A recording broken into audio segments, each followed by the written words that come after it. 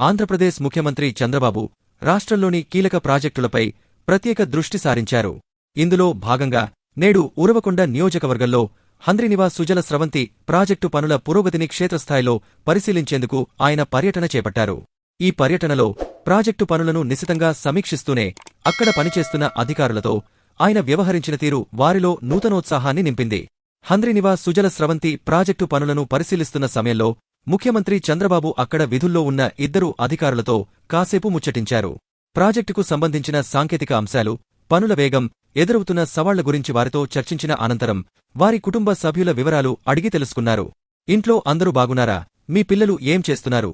వారి చదువులు ఎలా సాగుతున్నాయి? పెద్దవాళ్ల ఆరోగ్యం ఎలా ఉంది? వంటి ప్రశ్నలతో ఆ ఇద్దరు అధికారులను సీఎం ఆప్యాయంగా పలకరించారు.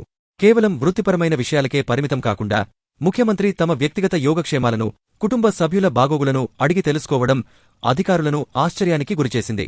సీఎం ఆకస్మిక పలకరింపుతో వారు కొంత ఆశ్చర్యానికి లోనైనా తమ పట్ల ముఖ్యమంత్రి చూపిన శ్రద్ధకు, ఆదరణకు ఉబ్బితబ్బిబ్బయ్యారు. సాధారణంగా ఉన్నతస్థాయి పర్యటనల సమయంలో అధికారిక అంశాలపైనే ప్రధానంగా దృష్టి సారించే చంద్రబాబు ఇలా వ్యక్తిగత విషయాలపై ఆరా తీయడం అక్కడున్నవారికి కొత్త అనుభూతిని కలిగించింది. ఇది అధికారులలో మానసిక స్థైర్యాన్ని పెంచడమే కాకుండా తాము కూడా ప్రభుత్వంలో కీలక భాగస్వాములమన్న భావనను కల్పించిందని పలువురు అభిప్రాయపడుతున్నారు.